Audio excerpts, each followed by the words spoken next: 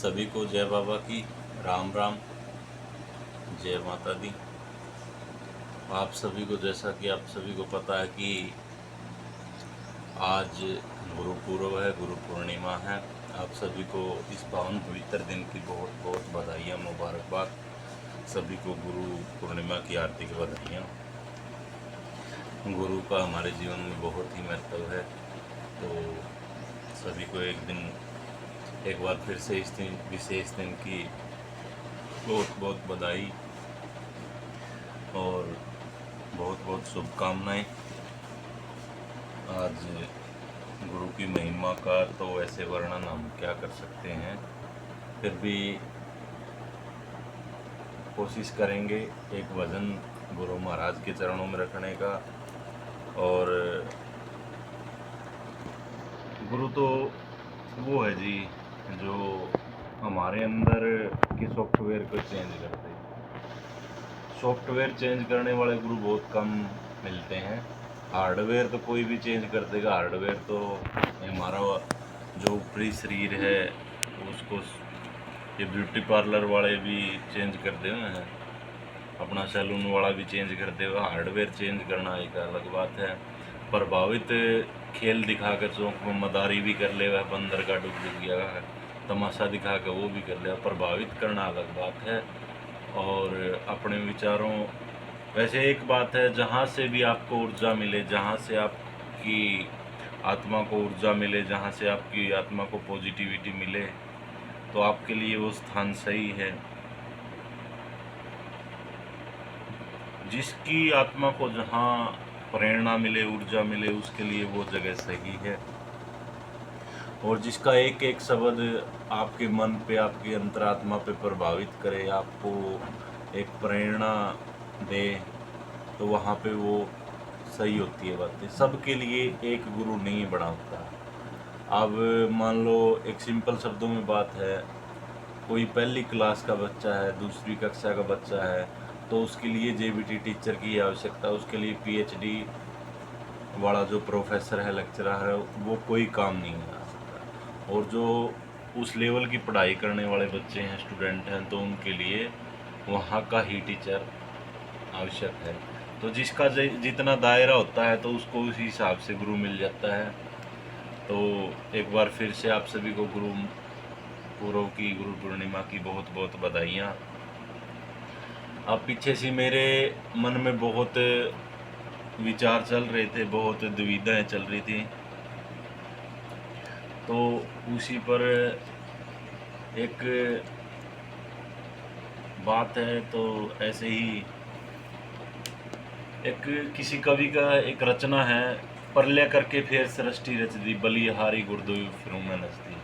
तो गुरु महाराज तो वो है जैसे कि विनाश होने के बाद दोबारा से सृष्टि का निर्माण होता है, ऐसे ही मन में चले हुए सवालों को, उलझनों को, परेशानियों को गुरु महाराज जो है अपने आशीर्वाद से दूर कर देते हैं। और वो एकदम से जैसे विनाश के बाद, प्रलय के बाद जैसे नई जीवन का निर्माण होता है, वैसे निर्माण हो जाता है। तो ऐसे ही है कि प्रलय करके फिर सृष्टि रचती, बलिहारी गुरुदेव फिर मैं नचती।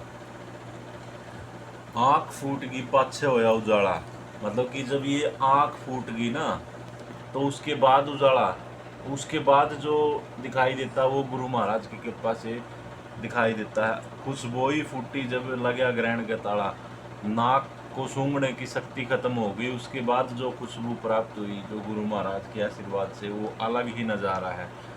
ज्योत रहे स्रोत रहे ना ये सरगम का चाला, मतलब कि जो ये कान है, ये जो हम सुन रहे हैं, इससे सुनने की शक्ति खत्म हो गई। उसके बाद जो सरगम सुनाई दी, जो परमात्मा के नाम की उन्होंने सरगम, जो अलग से अनहद बाजे जो सुनाई दिए, वो अलग ही उनका मजा है। किस तरह बतलाऊं ना कोई समझण आला, समझाऊं तो नहीं किसी के जसदी, बलिहारी गुरुदेव फिर मनस्ती। मतलब कि किसी से बात करने के भी हम दोषी हो गए। बात करें तो हमारी कोई बात समझने वाला नहीं है, और समझाने की हम किसी को कोशिश भी करें तो किसी का ये यकीन नहीं होता कि ऐसा भी कुछ हो सकता है। इसलिए अपना अलग थलग ही रहकर अपना भजन करें, कीर्तन करें, परमात्मा को याद करें। ऐसे ही चलता रहता है जीवन। तो एक बार फिर सभी को, आप सभी को गुरु महाराज की बहुत बहुत, गुरुओं की बहुत बहुत बधाइयाँ, बहुत बहुत मुबारकबाद हो। चैनल को लाइक करें, सब्सक्राइब करें, शेयर करें और कमेंट के माध्यम से अपना प्यार ऐसे ही बरसाते रहें। तो भजन की तरफ चलते हैं। भजन वही बात, आता जाता हमें कुछ नहीं, कोशिश करेंगे। और गलती तो हो ही जाती हैं, तो गलतियों की तरफ ध्यान ना देते हुए आप हमारा आशीर्वाद कमेंट के माध्यम से दें, हमारा हौसला बढ़ाएं। तो आप सभी का धन्यवाद, धन्यवाद, धन्यवाद। तेरे मानव चोला पाक हरि गुण गाना चाहिए ओ सतगुरु के चरणों में शीश झुकाना चाहिए। ओ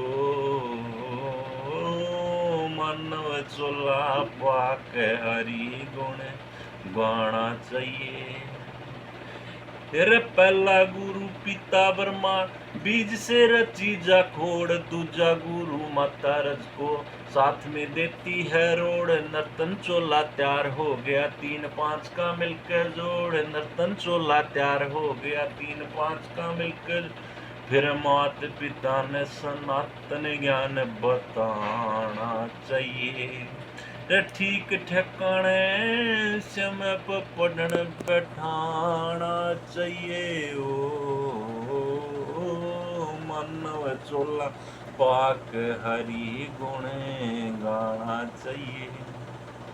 तीजा गुरु शिक्षक शिक्षा त्यार संस्कार करे, ऐसी शिक्षा देनी चाहिए जो जीव का उद्धार करे। नारसा ज्ञान धुरुषि भक्ति चर्चा सब संसार कर। नारसा ज्ञान धुरुषि भक्ति चर्चा सब संसार कर। 25 साल ब्रह्मचर्य ठीक निभाना चाहिए। ओ फिर गृहस्थी बचावे, गृहस्थी कैसा बाना चाहिए। ओ मानव चोला पाक हरि गुण गाना चाहिए। आत्मा मन बोध कराजे जो चेतन करे समाधि ने, जिसकी छाया बैठते ही तुरंत मेट दे व्याधि ने। सच्चा सतगुरु मान लियो जो चावे नहीं उपाधि न रहे। सच्चा सतगुरु मान लियो जो चावे नहीं उपाधि न। फिर सतगुरु शब्द सासा बीच रमाना चाहिए। चुगल ठग चोर न पास ठुहाना चाहिए। ओ मानव चोला पाक हरि गुण गाना चाहिए। फिर व्यर्था सांस नहीं जब जागी, जब पल पल का अभ्यास होगा। पूरा सतगुरु घट के अंदर प्रकट सब प्रकाश होगा। दया सजा मंजूर तेरी सेवा में विकास होगा। दया सजा मंजूर तेरी सेवा में विकास होगा। नौकर बने मालिक का कहन पुगाना चाहिए। कदेरी जगह तने भी गड़क लाना चाहिए। ओ मनव चोला पाक हरि गुण गाना चाहिए। सतगुरु के चरणा में शीश झुकाना चाहिए। ओ मनव चोला पाक हरि गुण गाना चाहिए। पहला गुरु पिता ब्रह्मा, बीज से रची जाखोड़। दूजा गुरु माता रज को साथ में देती है रोड। तो हमारे सबसे पहले गुरु जो होते हैं हमारे माता पिता होते हैं। तो माता पिता की सेवा करनी चाहिए। तो अलग इसमें बताने की कहने की कोई बात नहीं है। तो माता पिता की सेवा हमें करनी चाहिए। तीजा गुरु शिक्षक शिक्षा त्यार संस्कार करे, ऐसी शिक्षा देनी चाहिए जो जीव का उद्धार करे। नारद सा ज्ञान गुरु सुभक्ति चर्चा सब संसार करे। 25 साल ब्रह्मचर्य ठीक निभाना चाहिए। फिर गृहस्थी बसावे, गृहस्थी जैसा बाना चाहिए। आत्मा मन बोध कराजे जो चेतन करे समाधि ने, जिसकी छाया बैठते ही तुरंत मेट दे व्याधि ने। सच्चा सतगुरु मान लियो जो चावे नहीं उपाधि ने। फिर सतगुरु शब्द सांसा बीच रमाना चाहिए। चोर ठग चुगल ना पास सुहाना चाहिए।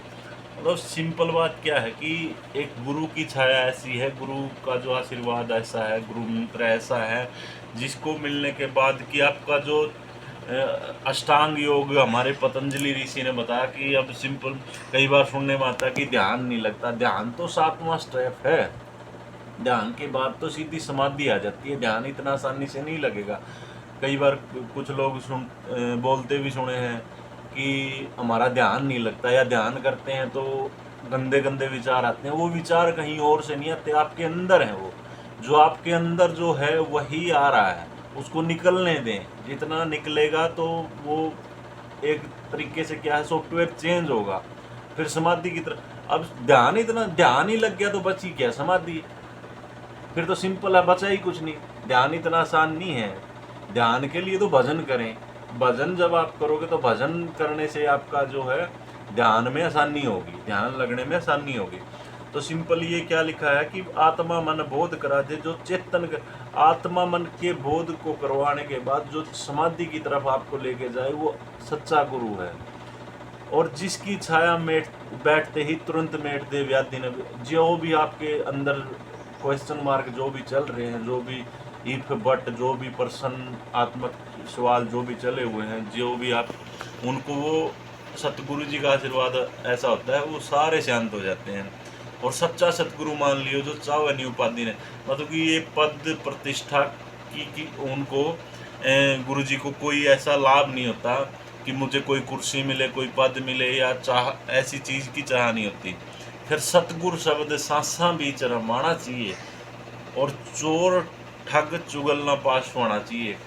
जिसके मतलब कि गुरुजी भी ऐसे होने चाहिए जिनके पास चुगली का और ठगी का कोई स्थान ना हो, किसी दूसरे की माया की तरफ उनका ध्यान ना हो, और चुगली ना वो खुद करते हो ना ही कोई करता हो वो उनको अच्छा लगे। तो ऐसे इंसान गुरु की महिमा होती है।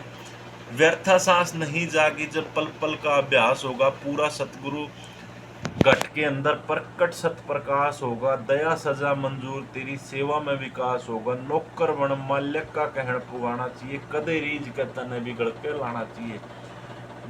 जब आपका इतना अभ्यास हो जाएगा तो व्यर्था सांस व्यर्थ नहीं जाएगी। वो एक भजन है, ओम शिव ओम शिव ओम शिव ओम शिव ओम शिव ओम शिव ओम शिव टेरे जा, मन का मणिया सांस की डोरी ध्यान लगा के टेरे जा।